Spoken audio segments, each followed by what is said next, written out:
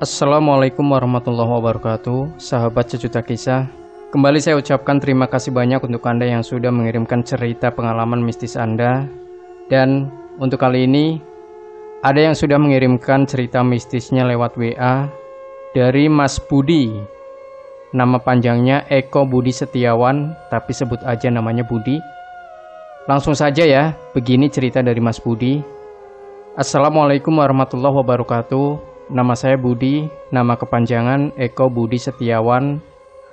Saya mempunyai kisah mistis waktu memancing ikan dengan teman saya di kota Jombang di desa dengan nama samaran K. Teman saya bernama Ilham. Saya waktu libur kerja memancing di desa K. Saya mempersiapkan semua peralatan. Waktu di desa K tidak berpikiran aneh-aneh, namun sempat mendengar cerita mistis di desa K ini. Saya memancing dari siang sampai menjelang maghrib, tidak dapat sama sekali. Waktu langit mulai petang, kami berdua berinisiatif memasang starlet pancing agar kelihatan pelampung. Namun, saat memasang starlet, ada ikan berukuran besar, yaitu ikan gabus. Ikan itu kelihatan tidak giras, ikan itu kelihatan jinak, atau seperti ikan lemas. Ilham tergesa-gesa mengambil joran. Ia memancingnya pakai cacing, namun tak mau makan, dan berkali-kali tak mau memakan umpan. Saat itu Ilham jengkel, dan Ilham pun melempar batu berukuran sedang. Namun ikan gabus itu tidak bergerak atau pindah posisi. Namun ikan itu malah ke pinggiran mendekatinya.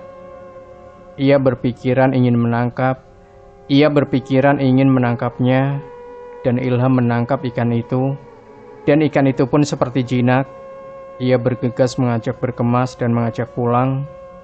Dan anehnya ikan itu tidak mati meski perjalanan agak jauh, dan ikan itu ditaruh di kerumbu. Saat ia pulang, saya berpamitan pulang. Namun waktu pagi hari saya kaget, ada kabar lewat WA dari teman saya yang rumahnya dekat kalau Ilham meninggal dunia. Cukup terkejut, sangat janggal. Orang tua almarhum Ilham bercerita kalau Ilham sewaktu pulang memancing, Ilham ingin memasak ikan gabus itu, dan Ilham membersihkan ikan gabus itu dengan pisau.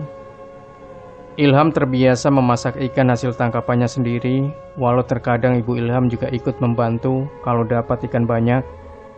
Namun, saat ikan gabus itu Ilham makan, Ilham berkata kepada ibunya, "Bu, badan saya terasa tidak enak.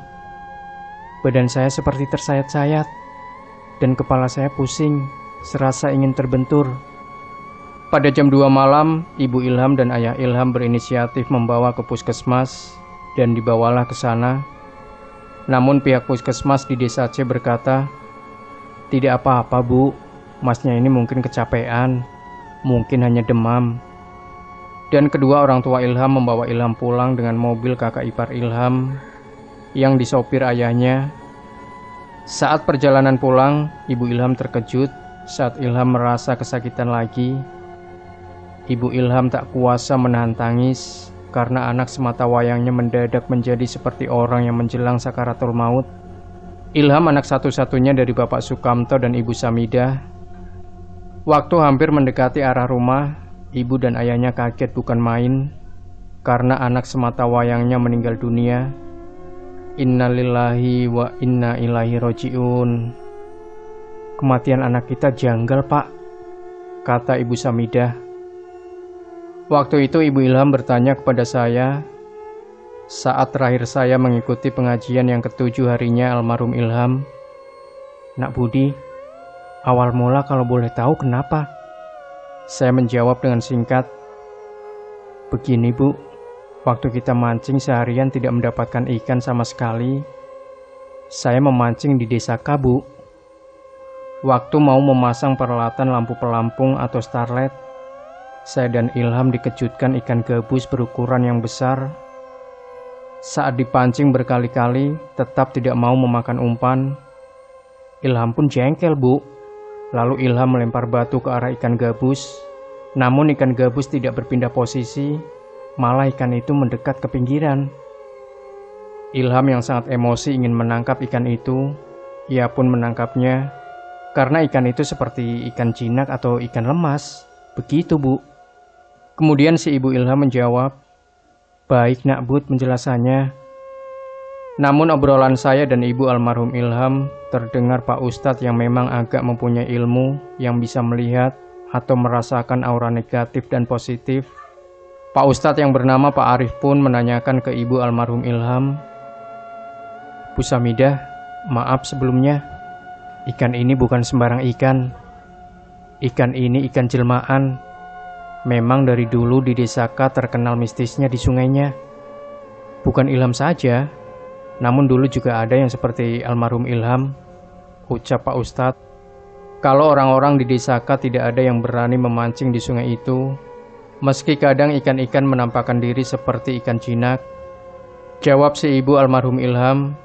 "Oh begitu ya Pak," dengan mata yang berkaca-kaca, ucap Pak Ustadz. "Sudah Bu, kita doakan aja almarhum Ilham diterima di sisinya. Semua kuasa Allah, kita tidak tahu kapan kita mati, kapan ajal akan menjemput." Waktu sudah menjelang malam, pukul 8:30 saya pamit untuk pulang. "Bu Samidah, saya pamit pulang. Assalamualaikum," jawab si Ibu Samidah. "Waalaikumsalam Nak Budi." Saya pun pulang ke rumah, badan terasa lelah, mata kerasa ingin terpejam, dan saya pun tertidur pulas. Waktu saya tertidur, saya bermimpi almarhum Ilham memakai baju serba putih. Ia sangat jauh, namun ia memandang saya dari kejauhan, dan ia perlahan menghilang. Saya terbangun, ternyata ini cuma mimpi. Dan setiap hari Kamis, saya mendoakan almarhum Ilham. Sesekali saya sempat-sempatkan ke makam almarhum Ilham, meski repot dengan pekerjaan. Cukup sekian dari saya. Wassalamualaikum warahmatullahi wabarakatuh. Terima kasih untuk Mas Budi, yang nama panjangnya Eko Budi Setiawan ya, dari kota Jombang. Masih kita tunggu lagi ya Mas Budi, cerita mistis dari Anda. Yang belum juga kita masih tunggu. Silahkan kirimkan cerita pengalaman mistis Anda via email yang sudah kami cantumkan di deskripsi maupun lewat WA admin. Dan jangan lupa berikan komentar, like, share video ini, subscribe channel Sejuta Kisah, dan kembali nantikan cerita-cerita misteri terbaru dari kami. Wassalamualaikum warahmatullahi wabarakatuh.